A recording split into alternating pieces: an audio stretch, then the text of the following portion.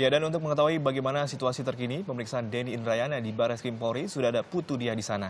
Ya, Dia, apakah pemeriksaan Denny Indrayana masih berlangsung?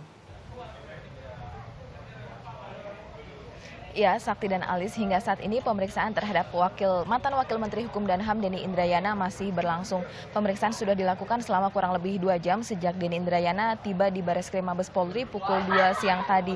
Dan tadi sebelum memasuki ruang di Barreskrim, Denny Indrayana beserta kuasa hukumnya sempat memberikan sedikit pernyataan terkait dengan pemeriksaan hari ini, di mana mereka berkukuh bahwa tidak ada dugaan korupsi sebagaimana yang disangkakan kepada Denny Indrayana.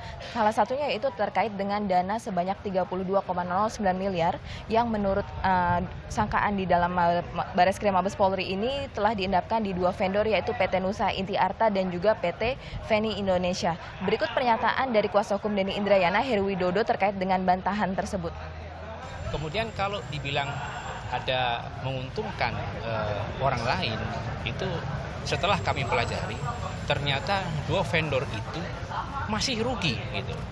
Masih rugi karena nilai investasi yang mereka keluarkan dibandingkan dengan biaya transaksi elektronik yang sudah masuk ke mereka itu jauh lebih besar.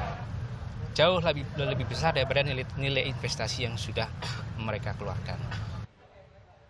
Pemeriksaan kali ini merupakan pemeriksaan pertama Denny Indrayana setelah ia ditetapkan sebagai tersangka pada hari Rabu lalu. Dan dalam penyidikan kali ini nanti penyidik dari Barreskrim Mabes Polri akan mencari tahu mengenai peranan Denny Indrayana, karena pada saat itu ialah yang memprakarsai proyek sistem pembuatan paspor online atau payment gateway, yaitu pada saat ia menjabat sebagai Wakil Menteri Hukum dan HAM di tahun 2014. Selain bantahan mengenai dana sebanyak 32,09 miliar yang disebut menjadi kerugian negara oleh Barreskrim Mabes Polri, pihak Denny Indrayana juga membantah mengenai uang sebanyak 605 juta rupiah. Karena menurut mereka, jika di Barreskrim Mabes Polri disebut telah ada pungutan liar yang didapat dari Rp5.000 setiap pembuatan paspor, namun Denny Indrayana membantah karena menurutnya uang sebanyak 605 juta rupiah itu merupakan biaya transaksi yang diberikan oleh pemohon untuk fungsional, sehingga bukan merupakan pungutan liar.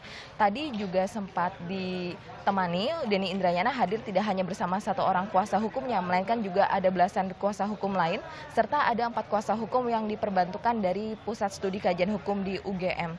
Untuk kasus payment gateway ini sendiri sudah diselidiki oleh pihak Barreskrim Mabes Polri sejak Desember 2014 lalu. Selain Denny Indrayana, polisi juga sudah memeriksa 20 orang saksi terkait dengan kasus ini, termasuk mantan Menteri Hukum dan HAM yang menjadi rekan kerja dari Denny Indrayana pada saat menjabat, yaitu Amir Syamsuddin. Sakti dan Alis. Ya, baik, Putu Dia melaporkan dari Barreskrim Mabes Polri.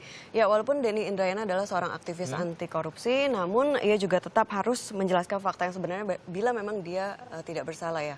Betul. Dan tanggapan ini juga dari Wakil Presiden Yusuf Kala menyatakan bahwa Denny Indrayana penetapan sebagai tersangka ini bukanlah kriminalisasi. Ya, Denny Indrayana sendiri diduga merugikan negara senilai 32,4 miliar terkait kasus payment gateway.